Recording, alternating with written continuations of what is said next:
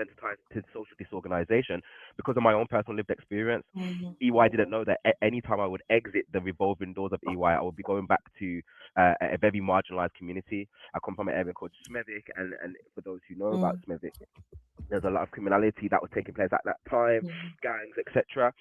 And in that moment, I said to myself, Yeshua, if EY's slogan at the time is building a better working world, how come the very communities that kind of that are around us are not understanding what that better looks like? So I Mm-hmm. decided to set up EY Outreach. I co-founded it with another apprentice at the time to understand how we can bridge the gap between the corporate space and the communities. And I wanted to do that leveraging my lived experience and and the power of creativity to teach young people who may not traditionally get into corporate organizations how they can utilize their transferable skills in maybe Mm-hmm. illegitimate means, how they can bring that into the working world. So just to keep it really brief, we did a one-day workshop in 2019 for the first of its kind. We recognize the power of learning from local authorities and Mm-hmm. policing teams. So we collaborated with West Midlands Police. We collaborated with the Lord Mayor of Birmingham and said, how can we support you? How can we use some of our corporate expertise to support you? And we did a one-day initiative to support a pupil referral unit.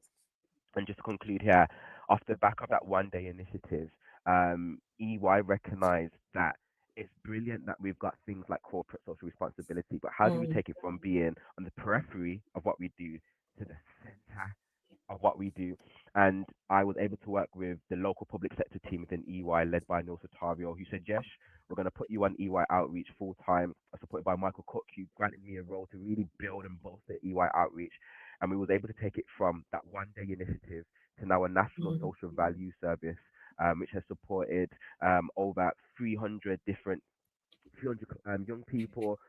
We've reinvested over £250,000 worth of social value back into our local communities through early intervention, resettlement and rehabilitation, and paid work experience opportunities. And now to finish here, for the first time in EY UK and our history, we're spinning it out of the firm to become an associated entity and a charity that I will become the chief exec of. So that's a bit of how lived Amazing. experience really influences change. Amazing. I mean, that's just a really incredible story. And it shouldn't be. It should be kind of part of parcel of how we do things, really, shouldn't it? I'm wondering, Yeshua, if I can kind of kickstart really with your kind of your perspective on just what were the things that you found difficult to really kind of bring that to life when you were talking to, other third sector partners, other perhaps kind of county councils. What are the things you found difficult, and what did you, how did you make it work? I think is probably the Yeah. question. Beautiful question. I think historically, when you look at corporate organizations like EY or organizations that don't usually do frontline community work, there's often this kind of idea that we're very detached and we don't have an understanding or competency of what's taking place within the community, which often proves true. So when I was having conversations with a lot of local authorities, they would always, or various different clients, they would say to me, yes, like, but how does EY support early intervention? How does EY support resettlement and rehabilitation? And